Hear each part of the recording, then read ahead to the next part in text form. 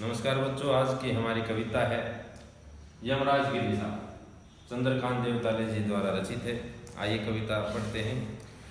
माँ की ईश्वर से मुलाकात हुई या नहीं कहना मुश्किल है, पर वह जताती थी मतलब प्रकट करती थी, जैसे ईश्वर से उसकी रोज मुलाकातें होती है, यानी उसकी बातचीत होती है और उससे प्राप्त सलाहों के अनुसार जिंदगी जीने और दुख बर्दाश्त होता सहन करने के रास्ते रोज खोज लेती है।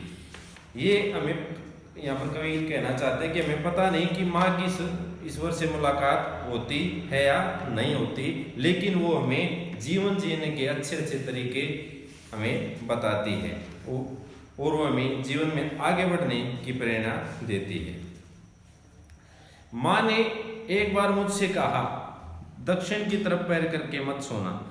माँ ने एक बार मुझे समझाया कि दक्षिण दिशा की तरफ पैर करके कभी मत सोना। क्यों नहीं सोना? वह मृत्यु की दिशा है और यमराज को क्रोध करना बुद्धिमानी की बात नहीं।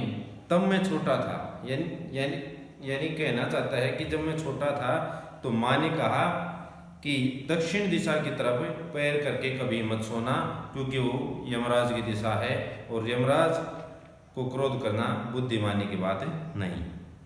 और मैंने यमराज के घर का पता पूछा था तो उसने बताया, तुम जहाँ भी हो वहाँ से हमेशा दक्षिण दिशा में, यानी हम कहीं पर भी हों वहाँ से दक्षिण दिशा यमराज की दिशा बताई गई है।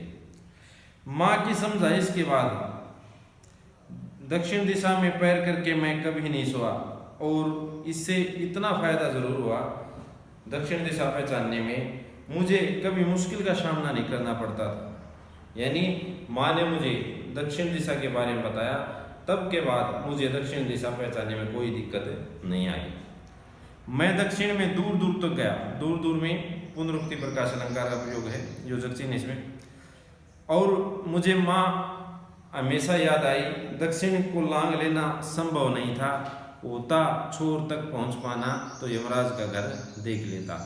यानी मैं दक्षिण दिशा में बहुत दूर तक गया, लेकिन दक्षिण दिशा का और छोर मुझे प्राप्त नहीं हुआ। क्यों नहीं हुआ? क्योंकि जो हमारी पृथ्वी है वो गोल होती है।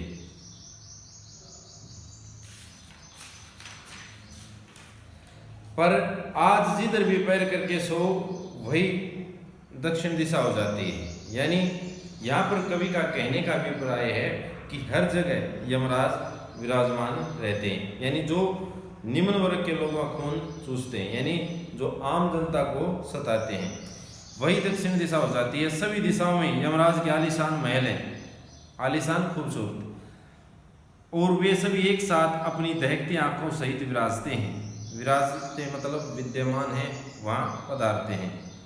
माँ अब नहीं है और यमराज की दिशा भी वह नहीं रही जो माँ जानती थी। माँ में केवल दक्षिण दिशा बताती थी, लेकिन आज तो हर जगह यमराज विद्यमान है, यानी कहीं पर भी चले रहते हैं हम, वहाँ हमारे चारों तरफ आलीशान महल हैं, जिन्होंने गरीब लोगों का खून चूस के अपने महलों को बनाया है। कहने का अभिप्राय यही है कवि का कि यमराज केवल दक्षिण दिशा में नहीं रहता, वह सर्वत्र रहता है। आशा करता हूँ कि आपको ये कविता समझ में आ गई होगी। नमस्कार।